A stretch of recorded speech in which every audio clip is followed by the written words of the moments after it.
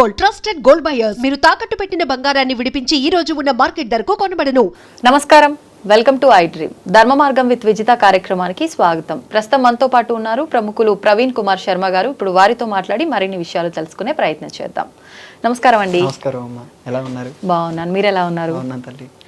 మనకి ఇప్పుడు గురువులు అని చెప్పి మాట్లాడుకుంటూ ఉంటాము, కానీ అసలు గురువులు అంటే ఎవరు అనే విషయానికి వస్తే అదొక క్వశ్చన్ మార్క్ లాగానే ఉంటుంది ఈ మధ్యకాలంలో. అంటే స్కూల్లో ఉన్న పిల్లలు వాళ్ళకు పాఠం చెప్పిన వారే గురువు అని చెప్పి భావించాలా, లేదు అంటే ఇప్పుడు మీలాంటి వారు ఉన్నారు, మీకు ఇలాంటి ఉపాసన విద్య ఇవి నేర్పిన వాళ్ళని మీరు గురువుగా భావించాలా? అసలు ఎవరు గురువుగా భావించాలి? నిజమైన అంటే గురువుతో మనం ఎలా కృతజ్ఞతగా ఉండాలి అంటుంటారు కదా, తల్లి తండ్రి గురువు వీళ్ళ ముగ్గురి తర్వాతే భగవంతుడు అని చెప్పి. అసలు అంటే ఇంత ప్రాధాన్యత ఇచ్చారు అంటే గురువుకి చాలా ప్రత్యేక స్థానం ఉందని అర్థమవుతోంది. మనకి ఎట్లాగో ఇప్పుడు గురు పౌర్ణమి కూడా రాబోతుంది. మరి ఈ గురు పౌర్ణమి రోజు అసలు గురువు ఎవరో తెలిస్తేనే కదా మనం గురువుకి కృతజ్ఞత తెలుపుకునేది. ఆ విషయాలన్నీ కూడా తెలియజేయండి. తల్లి, గురువుల్లో రకాలు ఉన్నారు తల్లి. 3-4 టైపులుగా మనం డివైడ్ చేసుకోవాలి. ప్రథమంగా మొట్టమొదటి గురువు మన తల్లే, అందుకే మాతృదేవో భవ, తర్వాతే తండ్రి పితృదేవో భవ, తర్వాత ఆచార్యుడు ఆచార్య దేవో భవ, ఇలా అంటూ ఉంటాం. మళ్ళీ స్కూల్ లైఫ్కి వచ్చినప్పుడు ఆ మాస్టర్ గారే విద్యా గురువు. ఆ మాస్టర్ గారు ఏది చెప్తే ఆయన, నిజానికి మనం ఇంట్లో ఉండటం కంటే స్కూల్లో మాస్టర్ గారు చెప్పిన పాఠాలే మనకు గుర్తొస్తాయి. ఎక్కువ సమయం కూడా ఉన్న డేలో అంతా స్కూల్లోనే ఉంటుంది. అక్కడి వరకు అదొకటి. కాలేజ్ లైఫ్కి వచ్చాక మనకు ఒక మెంటర్ అవసరం అవుతాయి. అప్పుడు అది ఫ్రెండ్ అవ్వచ్చు, లేదా తెలిసిన వారు అవ్వచ్చు, వారు కూడా ఒక రకమైన గురువు లాంటి వారే. వీళ్ళందరూ భౌతికమైన గురువులు తల్లి. ఒక స్థాయికి వచ్చాక ఆధ్యాత్మిక పరిశీలనలోకి వచ్చినప్పుడు ఈ శరీరం నేను కాదనే క్లారిటీ వచ్చి మోక్షం పొందాలనే క్లారిటీ వచ్చినప్పుడు ఆ భగవంతుడి వైపు నడిపే వాళ్ళని నిజమైన గురువు అంటారు. దీనికి శంకర భగవత్పాదులు వారు ఒక ప్రశ్నోత్తర మాలిక అని వారు ఒక రాశారు. వారే ప్రశ్నలు వేసుకుంటారు, వారే సమాధానాలు చెప్తారు. ఆయనకాయనే కో గురువు, ఎవరు గురువు? అధిగత తత్వ, తత్వాన్ని తెలుసుకున్నవాడే గురువు. అసలు ఏంటి తత్వం అంటే? ఇంకా ఉంది, ఇంకా ప్రశ్న. శిష్య హితాయ ఉద్యత సతతం, శిష్యుడి హితం గురించి నిరంతరం ఆలోచించేవారే గురువు. అసలు తత్వం అంటే ఏమిటంటే ఆత్మకే తత్వం అని మరొక పేరు తల్లి. అంటే మనని మనం తెలుసుకోవాలంటుంటారు కదా, అలా తెలుసుకోవటమే తత్వం. అది విచారణ అని రమణ మహర్షి చెప్తారు. నేనెవరు నువ్వెవరు తెలుసుకొని రమణ మహర్షి చెప్తారు. అలా మనల్ని మన వైపు మనం ఎవరో తెలుసుకునేటువంటి వాళ్ళని చేసే వాళ్ళనే గురువు అంటారు. వీళ్ళందరికీ మూలం వేదవ్యాస మహర్షి. అందులో వారికి పరంపర ఈ వేదవ్యాస మహర్షి గురువు కూడా వాల్మీకి మహర్షి. ఇన్స్పిరేషన్ రామాయణం రాసిన తర్వాతే కదా ఇవన్నీ వచ్చాయి. పురాణాలు పురాణాలు అంతకు ముందు ఉన్నప్పటికీ మళ్ళీ వస్తూనే ఉన్నాయి. అలా ఈ ప్రత్యేకించి ఈ గురు పౌర్ణమిని మనం సెలబ్రేట్ చేసుకోవాలంటే ఈ విద్యా గురువుల్ని ఒక రకంగా పెట్టుకొని, మనకి జీవితంలో ఒక మార్గం మనల్ని మెట్లెక్కించిన వాళ్ళని ఒక రకంగా పెట్టుకొని పై స్థాయిగా దీన్ని లెవెల్స్ గా చూసుకోవాలి. మీరు పాఠశాలలో స్థాయిలో ఉన్నారా, పాఠశాలలో మీ గురువుని ఆయన్ని పూజించుకోండి. ఆయనలోనే మీరు వేదవ్యాస మహర్షిని పెట్టుకొని చూసుకోండి. మీరు మెంటర్ స్థాయిలో అవసరం అయితే మీరు ఆయనలోనే వేదవ్యాస మహర్షిని చూసుకోండి. మీరు ఉన్నత స్థాయిలో ఉన్నప్పుడు ఉన్నతంగానే పరిశీలన చేయాలి. ఇంకా వేదవ్యాస మహర్షి గ్రంథాన్ని రాశారు, దాని పేరు గురుగీత అంటారు. ఆయన ఇంకా ఒక మాట ఏం చెప్తారంటే, తల్లి తండ్రి కంటే దైవం కంటే ఇంకా గొప్పవాడు గురువు అంటాడు. ఎందుకంటే తల్లి తండ్రి జన్మనిస్తారు, ఈయన ఇంకొక జన్మ లేకుండా చేస్తాడు. దైవమైనా మీకు కొంచెం ప్రార్థిస్తే లేదా చాలా తపస్సు చేస్తే అవకాశం వస్తుంది, కానీ గురువు క్షణం మీ పైన ఆయన అనుగ్రహం కరుణిస్తే అది మీకు మోక్షమే వస్తుంది, మీకు ఎప్పటికీ ఇంకా మరుజన్మ లేకుండా చేస్తారని చెప్పి ఆ వేదవ్యాస మహర్షే చెప్తారు. అంటే మనకు ఒక జ్ఞానాన్ని అందిస్తారు కాబట్టి మనం వెళ్ళాల్సిన మార్గం ఏంటో కరెక్ట్ గా గైడ్ చేస్తారు కాబట్టి ఇంకా అంతా బానే ఉంటుంది. అలా మనం గనక వెళ్ళి ఉంటే అన్న ఉద్దేశంతో ఇలా చెప్పు ఉంటారేమో కదా. ఇప్పుడు అంటే మీరు అన్నట్టుగా తీసుకుంటే ఒక మెంటర్ అవసరం ఉన్న సమయంలో వారే మన గురువు. స్కూల్లో విద్యార్థి సమయంలో ఉన్నప్పుడు మనకు పాఠాలు నేర్పిన వాళ్ళు గురువు. తల్లి తండ్రి కూడా మనకు ఒక గురువు స్థానంలోనే ఉన్నారు. స్పిరిచువల్ గా అంటే దేవుళ్ళ విషయానికి వచ్చిన మనకు జగద్గురువులు, పీఠాధిపతులు, పెద్ద పెద్ద మహానుభావులు ఎంతో మంది ఉన్నారు. వీళ్ళని మనం ఒక గురువుగా భావించి ఆ రోజు మనం ఆరాధన చేయాలి, కృతజ్ఞత తెలియజేయాలి అంటే ఎవరిని తీసుకోవచ్చు అంటారు? వేదవ్యాస మహర్షి. ఇప్పుడు దత్తాత్రేయుని కూడా అంటే గురువు స్థానంలో. ఇవన్నీ సంప్రదాయ భేదాలు. దీంట్లో ఒక శ్లోకం ఉంటుంది, నారాయణం పద్మభువం వశిష్ఠం శక్తించ తత్పుత్ర పరాశరంచ. ఇలా ఒక శ్లోకం వస్తుంది. మొట్టమొదటి గురువు నారాయణుడు, వారి అబ్బాయి పద్మభువుడు. పద్మభువుడు అంటే ఎవరండి? బ్రహ్మదేవుడు. అంటే నాభికవలంలో నుంచి వచ్చారు కాబట్టి. నారాయణం పద్మభువం వశిష్ఠం, బ్రహ్మదేవుడి కొడుకు వశిష్ఠుడు. శక్తించ అంటే ఈ వశిష్ఠ మహర్షి కొడుకు పేరు శక్తి మహర్షి. శక్తించ తత్పుత్ర పరాశరంచ, ఆయన కొడుకు పేరు పరాశరుడు. తత్పుత్ర పరాశరంచ వ్యాసం శుకం. తర్వాత వ్యాస మహర్షి, ఆ పరాశర మహర్షి అబ్బాయి వ్యాస మహర్షి. ఆ వ్యాస మహర్షి కొడుకే శుక మహర్షి. ఇదంతా ప్రతి ఒక్క సంప్రదాయంలో తేడా లేకుండా ప్రతి ఒక్కరు ఈ పద్ధతినే ఫాలో అవుతారు. ఇక్కడి వరకు ఎవరు మార్చుకోరు వాళ్ళ లీనేజ్ ని. ఆ తర్వాత వారు దత్త సంప్రదాయం అవ్వచ్చు, లేదా మీరు శాక్తేయ సంప్రదాయంలో వెళ్తే వాళ్ళకు దక్షిణామూర్తి మొదటి గురువు నుంచి వచ్చి ఇలా వాళ్ళకు మారుతూ ఉంటారు. ఎవరికైనా మొట్టమొదటి గురువు పరమాత్మే తల్లి. అంటే ఈ పరంపర స్టార్ట్ అవడానికి మూలం పరమాత్మయే. ఇందులోనే మరొక శ్లోకం ఉంది, సదాశివ సమారంభం శంకరాచార్య మధ్యమం అని. సదాశివుడి దగ్గర నుంచి మొదలుపెట్టి శంకరాచార్యుల వరకు వస్తారు. ఇంకొంతమంది మీరు మధ్వాచార్య సంప్రదాయంలోకి వెళ్ళారనుకోండి, వాళ్ళు వైష్ణవుల్లో అయితే లక్ష్మీనాథ సమారంభం అని మొదలుపెట్టి యామునాచార్య పర్యంతం. యామునాచార్యులు అంటే రామానుజాచార్యుల వారి గురువు. ఇలా వాళ్ళు చెప్పుకుంటూ వస్తారు. మధ్వాచార్యులకు వెళ్తే ఆనంద తీర్థులు, వారికి పురుషోత్తమ తీర్థులని, ఇలా వాళ్ళ పేర్లు వాళ్ళ పరంపరని బట్టి చెప్పుకుంటూ ఉంటారు. అంటే ఋషి పరంపర, మహర్షి పరంపర నుంచి వచ్చిన వీళ్ళందరినీ కూడా మనం గురువులుగా భావించవచ్చు. తప్పకుండా. ఇప్పుడు ఒక గోత్రం ఉందనుకోండి, ఆ గోత్రానికి మూలమైన ఒక గోత్రం ఉంటుంది. ఇప్పుడు ఒక గోత్రం ఉదాహరణకు కాశ్యపస అనే గోత్రం ఉందనుకోండి, ఆ ఋషి పేరే కాశ్యపుడు. ఆ కాశ్యపుడిని ఆరాధించినా అది అందరికీ చెందుతుంది.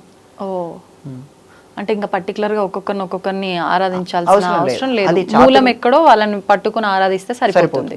మనకు చాతుర్మాస్యం అనే విధానం ఉంది, ఆ రోజు నుంచే ప్రారంభం అవుతుంది. గురు పౌర్ణమి నుంచి. ఓకే. సాధారణంగా ఇప్పుడు 2 నెలలు చేస్తున్నారు. 2 నెలలు చేయటం కూడా ప్రమాణంగా కనపడుతుంది. కానీ 4 నెలలు కదా చాతుర్మాసం అంటే. 4 నెలలు చాతుర్మాస్యం. ఇప్పుడు అది మనం కూడా 4 నెలలు ఒక చోట ఉండటం సాధ్యమేనా ఇప్పటి పరిస్థితుల్లో? ఇప్పుడు సన్యాసులే ఎక్కువగా చేస్తున్నారు. మీరు ఎక్కడ చూసినా చాతుర్మాస్యం అంటే సన్యాసులు చేస్తున్నారనేదే వినపడుతుంది, సామాన్యులు చేస్తున్నారనేది వినపడదు. కానీ చాతుర్మాస్యం అందరూ చేసుకోవచ్చు, ఇర్రెస్పెక్టివ్ ఆఫ్ సన్యాసిస్ ఎవరైనా చేసుకోవచ్చు. ఓకే. ఇప్పుడు ఈ గురు పౌర్ణమి విషయానికి వస్తే మనం ఎవరెవరినైతే గురువుగా భావించాలి, ఎవరికి మనం కృతజ్ఞత తెలుపుకోవాలి, ఆరాధించాలో వివరించారు. అసలు ఏంటి కృతజ్ఞత, ఎలా తెలుపుకోవాలి, వాళ్ళని ఎలా ఆరాధించాలి, వాళ్ళు చెప్పిన మార్గం ఏమిటి, అది మనం ఖచ్చితంగా ఉన్నామా? ఉదాహరణకు నేను మొన్న కొద్ది కాలం కిందటి వరకు ఒక అబ్బాయికి శంకరాచార్యులు నేర్పించిన ఒక ప్రకరణ గ్రంథాల్లో ఒక అబ్బాయికి నేర్పించాను. ఆ అబ్బాయి నాకు దక్షిణ ఇవ్వబోయాడు. దక్షిణ ఏమొద్దు, నేను చెప్పింది మీరు పాటిస్తారంటే అదే నాకు శాశ్వత దక్షిణ అని నేను అడిగాను. ఒకటే మాట, ఎటువంటి పరిస్థితి వచ్చినా అబద్ధం చెప్పొద్దు, అదే నువ్వు నాకు ఇచ్చే దక్షిణ అన్నాను. అది అతడు పాటిస్తే అతడు గురు పౌర్ణమి మరిచిపోయినా నాకే ఇబ్బంది లేదు. అదే అతడు నిరంతరం ఆ మాటనే, నేను చెప్పిన దాన్ని అబద్ధం ఎప్పుడూ చెప్పొద్దు, ఎటువంటి పరిస్థితి అయినా సరే అన్నదాన్ని గుర్తుపెట్టుకొని పాటిస్తూ ఉంటే అదే అతడు పాటించేటువంటి, అదే అతడు గురువుకి ఇచ్చేటువంటి అతిపెద్ద దక్షిణ. ఎందుకంటే మీరు ఒక శిష్యుణ్ణి చూశారనుకోండి, గురువు క్వాలిటీస్ అర్థమైపోవాలి. ఎందుకంటే ఆ శిష్యుడిలో ఉండేటువంటి వినయం, ఆలోచన, వ్యవస్థ అంతా అది గురువు నుంచే వచ్చి ఉండాలి. అలా వచ్చినప్పుడు అది ఇతడు కరెక్ట్ గా ఉంటే ఆటోమేటిక్ గా ఆయనకు పేరు వస్తుంది కదా. ఈయన ప్రత్యేకించి కాళ్ళు కడిగి ఆ నీళ్లు చల్లుకోవటం కంటే ఎక్కువ పేరే కదమ్మా. అంతే. అంటే అంటుంటారు కదా, దీన్ని మనం ఇలా కూడా అనుకోవచ్చు, పిల్లలు ఎవరైనా చాలా పద్ధతిగా వినయంగా ఉన్నారు చిన్న వయసులోనే అంటే అబ్బా వీళ్ళ తల్లిదండ్రుల పెంపకం ఎంత మంచిది అంటాం కదా, అలా గురువుల విషయంలో కూడా అదే తీసుకోవచ్చు. నేను ఇప్పటిగా అబ్బాయి మొన్న 3 రోజుల కిందట ఫోన్ చేస్తే, ఇంకా మీరు చెప్పింది పాటిస్తున్నానండి, నేను ఇప్పటి వరకు ఒక్క అబద్ధం కూడా ఆడలేదండి అని అబ్బాయి చెప్పాడు. సో అది నాకు చాలా సంతోషమే కదా. అవును. ఓకే. అయితే ఇప్పుడు గురు పౌర్ణమి అంటే అండి, చాలా మంది సాయిబాబాని గురువుగా భావించి ఆరాధిస్తున్నారు.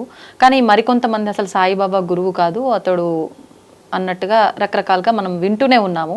నిజంగా సాయిబాబాని ఆరాధించేవారు ఒక భగవంతుడిగా కానివ్వండి, భగవంతుడిగా పక్కన పెడితే ఒక మనిషిగా నలుగురికి మంచి మార్గంలో తీసుకెళ్లాడంటే ఆ రకంగా అయినా గురువుగా తీసుకోవచ్చు కదా, మరి ఎందుకు ఆరాధించొద్దు అనే వాళ్ళు కూడా ఉన్నారు.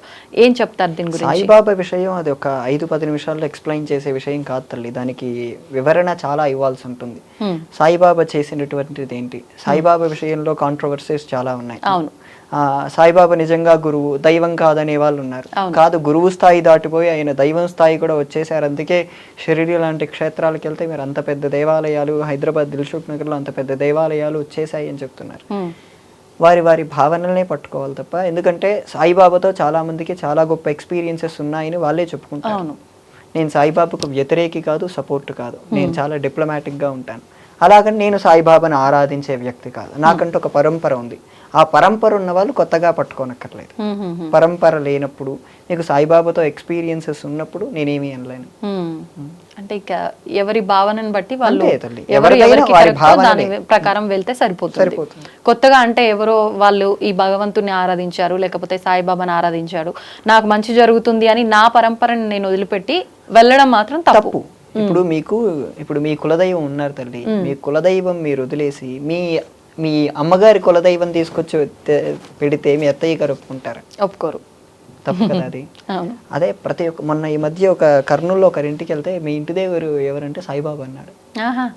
నేను ఆశ్చర్యపోయాను. వాళ్ళు బ్రాహ్మణులు. మళ్ళీ మీరు కులదైవం ఎవరంటే మీరు సాయిబాబా ఎలా అంటారండి? సాయిబాబాకు కూడా కులదైవం ఉన్నారు. ఎవరు తెలియదు కానీ ఉంటారు. ఆయన తర్వాత చాలా కాలంగా వేరే ఊరికి వచ్చి షిరిడీకి వచ్చి సెటిల్ అయ్యారు. కానీ ఖచ్చితంగా ఆయన పుట్టినప్పుడు వాళ్ళకు తల్లిదండ్రికి ఆ పరంపర ఉంటుంది.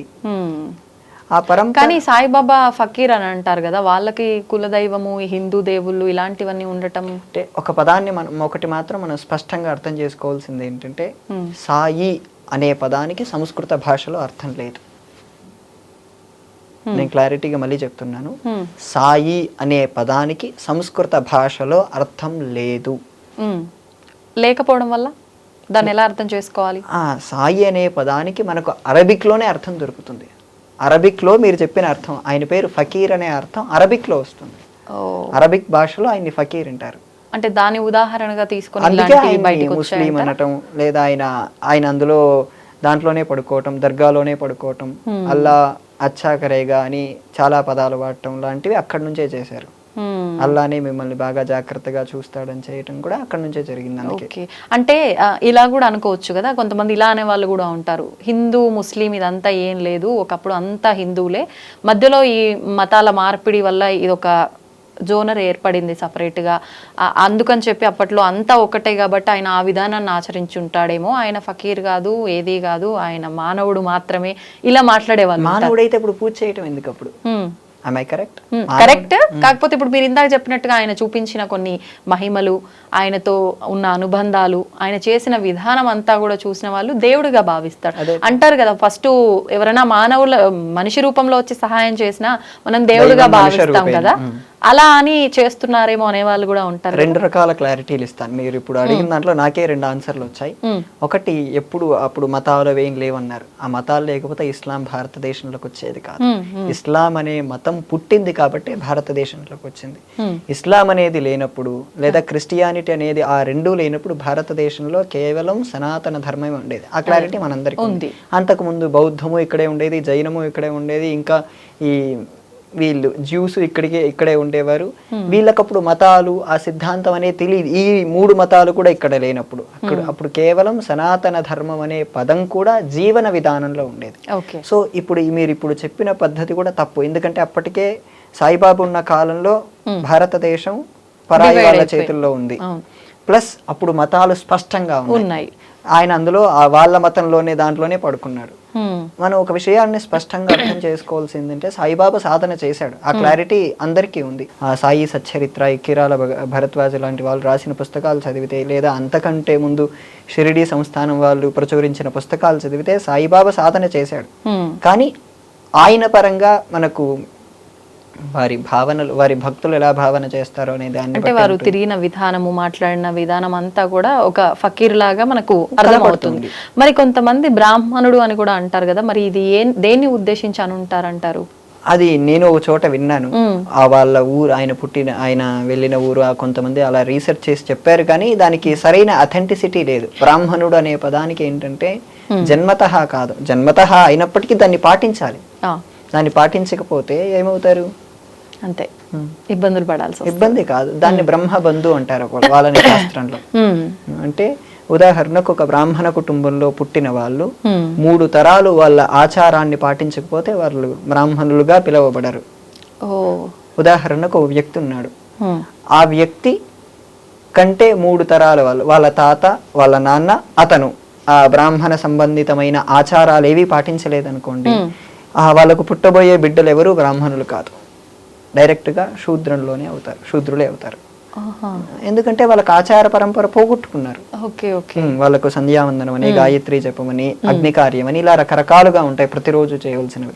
ఈ రోజు నేను మీ దగ్గరికి వచ్చేసరికి నా 2 కాలాలు సంధ్యావందనం అయిపోయింది, ఇంకొక కాలం నేను వెళ్ళి సాయంత్రం చేయాలి. ఇలాంటివన్నీ రోజు చేయాలి.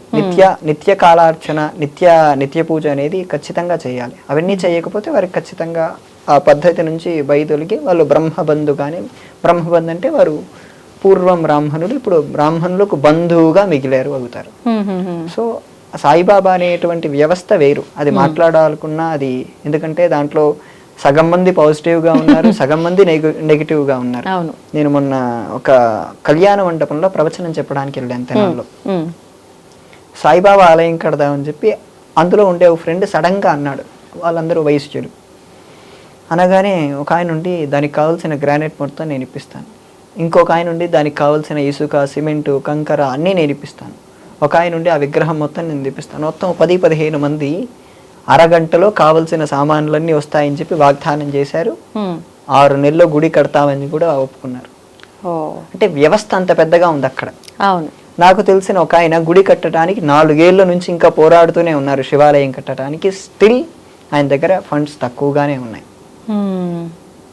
ఎలా తీసుకోవచ్చు అంటారు దీని అంతటిని? మరి తీసుకోవాలండి, చాలా రకాలుగా తీసుకోవాలి. ఇప్పుడు అంటే 2 రకాల విధానాలు మీరు చెప్పారు. అంటే అసలు ఎలా తీసుకోవాలి? అంటే నిజంగా సాయిబాబా మహిమలు ఉన్నాయి కాబట్టి ఇలాంటి భక్తులు ఉన్నారు, అందుకే ఆయనకు తొందరగా అయిపోయింది అనుకోవాలా?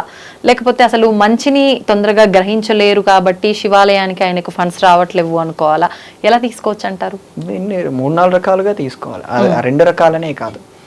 నిజంగా సాయిబాబా సాధన చేశాడు తల్లి. సాధన చేయకపోతే ఇంతమందిని అట్రాక్ట్ చేయకపోవటం అనేది కాదు. ఎందుకంటే కొన్ని కోట్ల మంది, ఈవెన్ చాలా మంది నాకు తెలిసిన బిలీనియర్స్ కూడా సాయిబాబాని పూజిస్తారు. ఎందుకంటే వాళ్ళు చెప్తున్నారు మాకు సాయిబాబా వల్ల మహిమలు కలిగాయి అని చెప్తున్నారు. నేను వాటిని తప్పు పట్టలేను, ఎందుకంటే 90% తప్పు అయి ఉండొచ్చు, కానీ 1% అయినా కరెక్ట్ అయి ఉండొచ్చు కదా. ఆ 1% పట్టుకొని మనం ముందుకెళ్తూ ఉండాలి. ఇంకా ఈ శివాలయానికి ఫండ్స్ రాకపోవటం అంటే ఈ భక్తులు అంత తొందరగా సాయిబాబాకు అట్రాక్ట్ అయినంతగా దీనికి అట్రాక్ట్ అవ్వట్లేదు. కారణం ఏంటంటే నేను ఒకసారి ఇక్కడే దిల్సుఖ్ నగర్ సాయిబాబా గుడి ఆలయాన్ని చూస్తే 90% యూతే ఉన్నారు ఆ గుళ్ళో. ఎందుకు? అక్కడ ఇంకొకటి కూడా జరుగుతుంది దానివల్ల, అక్కడ లవ్ మ్యారేజెస్ ఎక్కువ జరుగుతాయి. అవునా? అక్కడ ఈ ప్రత్యేకించి యువతే వస్తారంటే, ఉదాహరణకు ఒక 70% మంది అమ్మాయిలు వచ్చారనుకోండి, ఖచ్చితంగా 80% మంది అబ్బాయిలు ఉంటారు కదా వాళ్ళని చూడటానికి. సో ఆ కారణాలు అక్కడ బాగా ఎక్కువగా జరుగుతున్నాయి నేను చూసిన దాని పరంగా. అంటే భక్తి భక్తి లేదు అక్కడ, ఇలాంటి వాటి వల్ల కూడా అట్రాక్ట్ అవ్వడం, సైడ్ అట్రాక్షన్ అక్కడ ఎక్కువగా జరుగుతుంది. ప్లస్ పేరు చాలా ఫేమస్ అయింది, 2 అక్షరాలు. ఓకే, 2 అక్షరాలు. అందులో సాయిబాబాకి ఏంటంటే, నేను ఒక ఆవిడని అడిగాను, ఆవిడ 7 గురువారాల వ్రతం అని చెప్పి చేసుకుంటుంది సాయిబాబాకి. సాయిబాబా ఏం చెప్పలేదు, కానీ వీళ్ళు పెట్టుకున్నారు ఇవన్నీ. ఎందుకు చేసుకుంటారంటే నేను 7 గురువారాల వ్రతం చేస్తుంటే నాకు బాగా కలిసి వచ్చిందండి, అందుకు నేను చేస్తుంటాను. అందులో నేను వేరే వరలక్ష్మి వ్రతం లేదా మిగతా వ్రతాలు చేసుకోవాలంటే నాకు నియమాలు బాగా ఎక్కువ, కానీ సాయిబాబా అనుకోండి నియమం ఏమి ఉండదు, ముట్టుకోవచ్చు అనే క్లారిటీతో చేస్తున్నారు. అందులో ఒక చాలా పెద్ద తప్పు సాయిబాబా గుళ్ళలో చేస్తున్నారు. ఏంటండి? సాయిబాబా ఇలా కాలు పైన కాలు వేసుకొని కూర్చుంటాడు కదా, ఆయన పైన తలపై నుంచి పాలు పోస్తే ఈయన కాళ్ళ ద్వారా ఆ పాదాల కింద శివలింగం పెట్టుంటారు. అన్ని గుళ్ళల్లో కాదు, చాలా తక్కువ గుళ్ళలో, బట్ నేను చూశాను అది. అక్కడ ఆయన పాదాల కింద శివలింగం ఉంటుంది. ఈ పాదాల ద్వారా వచ్చే పాలు శివలింగం మీద పడాలన్న ఉద్దేశంలో కొంతమంది ఏర్పాటు చేశారు. దీన్ని ఏమనాలి? కొంతమంది స్పష్టంగా సాయిబాబా వెనుక అల్లా అచ్చా కరేగా అని రాశారు. ఆహా. ఏమనాలి? మొన్న కొద్ది కాలం కిందట అయోధ్య రామ మందిరం కడుతుంటే ప్రతి దేవాలయం వారికి తోచినంతగా డబ్బులు ఇస్తే అత్యంత సంపన్నమైన ఈ షిరిడీ సంస్థానం ₹1 కూడా డొనేషన్ ఇవ్వలేదు. ఏమనాలి? హిందువుల ద్వారే బ్రతుకుతున్న వీళ్ళు హిందువుల్ని మోసం చేయడానికి తీసుకెళ్తున్నారు. అంటే ఒక రకంగా సెక్యులర్ గా తీసుకెళ్తున్నావనే భావనలో మనల్ని ముస్లింలుగా మారుస్తున్నారు సాయిబాబా విషయంలో ప్రత్యేకించి. ఓకే. సో వాళ్ళకి ఇండైరెక్ట్ గా ఆ గ్రంథాల్లో సాయిబాబా కొన్ని చోట అల్లా అచ్చా కరేగా పదాలు స్పష్టంగా మాట్లాడినట్టు సాయి సచ్చరిత్రలోనే ఉన్నాయి. కానీ వాళ్ళు దాన్ని ఇంకా బాగా ఎంపసైజ్ చేసి మనల్ని వేరే రకంగా ప్రభావితం చేస్తున్నారు. ఏలూరులో ఒక కుటుంబంలో సత్సంగం జరుగుతుంది, హైదరాబాద్ లో జరుగుతుంటే పాటలు పాడుతూ ఉంటారు. ఆ కుటుంబం వాళ్ళు ఇంట్లో అల్లా గురించి పాటలు పాడుతున్నారమ్మా. అల్లాకు సాయిబాబాకు లింక్ చేసి పాటలు పాడుతున్నారు. అంటే మనం వాళ్ళకు తెలియట్లేదు, వాళ్ళు భక్తిలో లేదా ఒక ఇల్యూషన్ లో ఉన్నారు. ఇల్యూషన్ లో ఉండి అల్లా సాయి అని అలాంటి పదాలు కలిపి వచ్చేటట్టు సత్సంగంలో పాడటం అనేది మనల్ని తప్పుదోవలకి తీసుకెళ్ళినట్టే కదా. అందుకోసం మీరు సాయిబాబాని ఆరాధిస్తారా? ఖచ్చితంగా ఆరాధించండి. కానీ సాయిబాబా కంటే పై స్థాయి గురువులు ఉన్నారు. అవును, సాయిబాబా అందులోనూ మనకు ఈ గురు పౌర్ణమి వ్యాస పౌర్ణమి అని కూడా అంటారు కదా. దాన్ని బట్టే మనం అసలు ఎవరిని ఆరాధించాలనేది ఒక క్లారిటీకి రావాలి. అవును తల్లి. కానీ ఇప్పుడు ఉన్నటువంటి వ్యవస్థ ఏమిటంటే సాయిబాబా ఆలయాల్ని తీసేయలేం. ఎక్కడుంది అథెంటిసిటీ తీసేయటానికి? ఎన్ని ఆలయాలని కొలగొట్టాలి? ఒక్క తెలుగు రాష్ట్రాల్లో 10,000 పైన ఆలయాలు ఉన్నాయి సాయిబాబాకు. దాన్ని వ్యవస్థ ఎవరు తీసేయగలరు? అవును. కానీ ఏంటంటే అవేర్నెస్ తీసుకుని రావాలి. నీకు ఆ మతానికి దీనికి సంబంధం లేదు, నువ్వు ఆరాధించాలా, నువ్వు సాయిబాబాను పట్టుకుంటావో పట్టుకో, అది ఎవరికి సంబంధం లేదు. కానీ సాయిబాబా హిస్టరీ ఇది, సాయిబాబా ఇలా చేశాడు, ఆయన మహత్యాలు ఇవి, అవి నువ్వు వివరంగా చెప్పాలి. వివరంగా చెప్పినప్పుడు అది వాళ్ళు ఎలా తీసుకుంటారు అనే దాన్ని బట్టే వాళ్ళు చూడాలి తల్లి. అందులో ప్రత్యేకించి ఈ సాయిబాబా పౌర్ణమి అయిపోయింది, గురు పౌర్ణమి. అవును అవును. వాళ్ళు ఆ రోజు జనాల్ని అట్రాక్ట్ చేయడం కోసం అన్నదానాలు వంటివి చేయటం. ఒక్కొక్క గుడి దగ్గర సాధారణంగా 200 మంది అన్నదానం తీసుకుంటారు. అన్నప్రసాదం స్వీకరించిన అది ఎంత లేదన్నా మొత్తం 10,000 గుళ్ళలో 2 లక్షల మంది పైనే తింటున్నట్టు కదమ్మా. సో వ్యవస్థని ప్రస్తుత పరిస్థితుల రీత్యా తీసేయలేము సాయిబాబా వ్యవస్థని, కానీ అవగాహన మాత్రం తీసుకుని రాగలరు. వాస్తవం ఇది మాత్రం. అంతేలేండి. అంటే ప్రతి ఒక్కరూ ఎవరేం చేస్తున్నారు అనే ఒక ఎరుకతో ఉండి జాగ్రత్త పడితే మాత్రం మీరు అన్నట్టుగా అవేర్నెస్ వస్తుంది. ఒకరి ద్వారా ఒకరికి అసలు ఎవరు ఏంటి అనే వాస్తవం తెలుస్తుంది. కాబట్టి దాని నుంచి ఎవరు ఏం చేయాలనేది వాళ్ళకే తెలుస్తుంది, అర్థమైపోతుంది. థ్యాంక్ యూ అండి, చాలా చక్కటి వివరణ ఇచ్చారు. నమస్తే.